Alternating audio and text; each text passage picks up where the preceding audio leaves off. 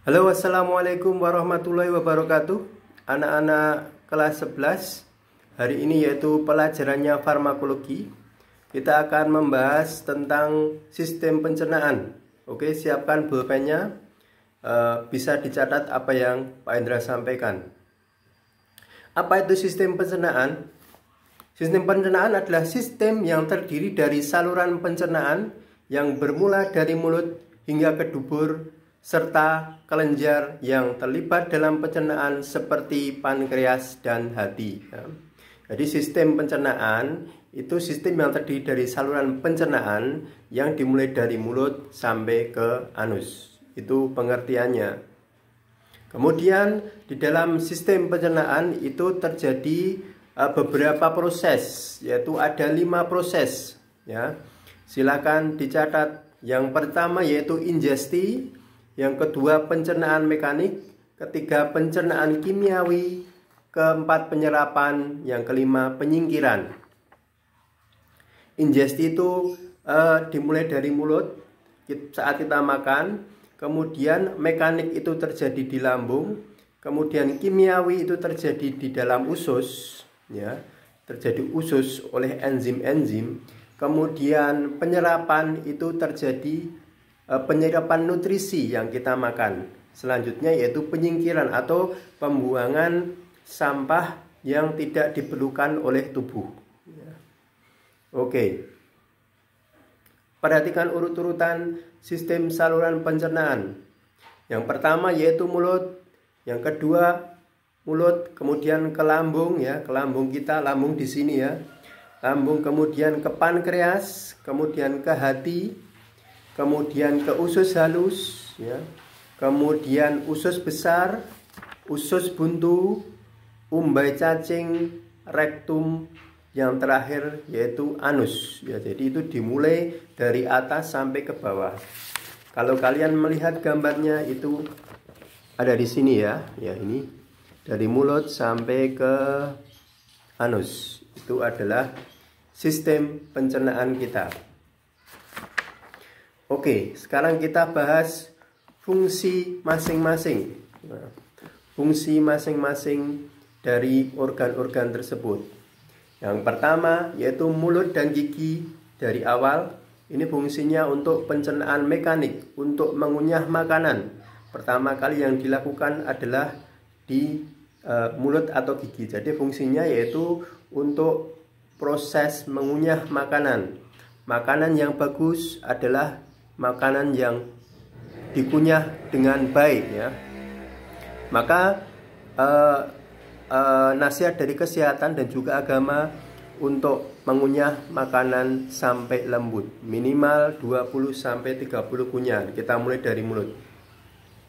Yang kedua yaitu lidah kita. Lidah ini ada banyak fungsinya, yaitu 5. Yang pertama sebagai indera pengecap, yang kedua sebagai pengaduk makanan, kan lidah bisa mengaduk makanan. Tanpa lidah kita tidak bisa membolak-balikkan makanan. Yang ketiga yaitu proses menelan, ya. Menelan itu memakai lidah untuk mendorong makanan.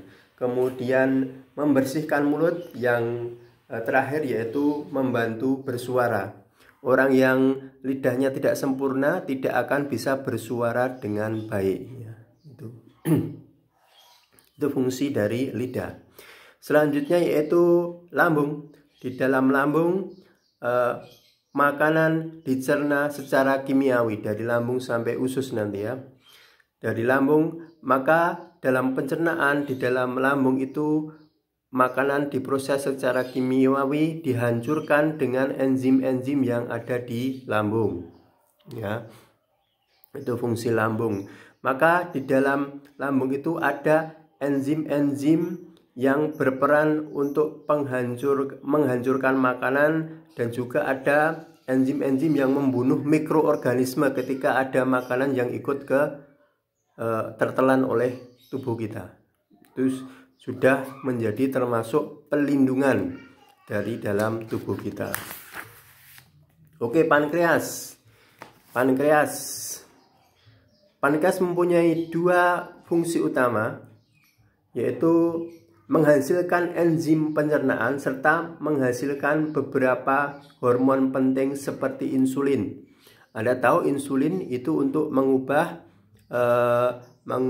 gula menjadi tenaga. Makanya ketika seseorang kekurangan insulin, maka dia akan karena gulanya tidak bisa dikumpulkan, tidak bisa diubah menjadi tenaga, maka di dalam tubuhnya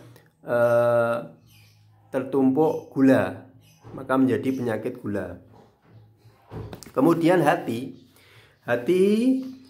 ini sebagai sarana ekskresi dengan cara memecah beberapa senyawa-senyawa yang beracun. Jadi hati ini untuk menetralisir dari racun-racun yang ada di dalam tubuh ya, sebagai ekskresi. Jadi setiap zat yang berbahaya masuk ke tubuh akan dipecah oleh hati. Kemudian usus halus ya.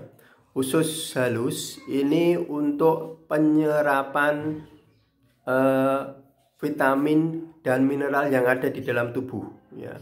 Jadi ketika kita makan, sari-sari makanan kita akan diserap oleh di dalam usus halus ya. Nah, semakin bagus kualitas usus halusnya, maka makanan akan terserap dengan baik. Yang selanjutnya yaitu usus besar, yaitu adalah dalam usus besar terjadi pembentukan apa yang dinamakan feses ya. Terjadi pembentukan apa yang di dalam feses atau yang kita sebut tinja ya, pembuangan. Sehingga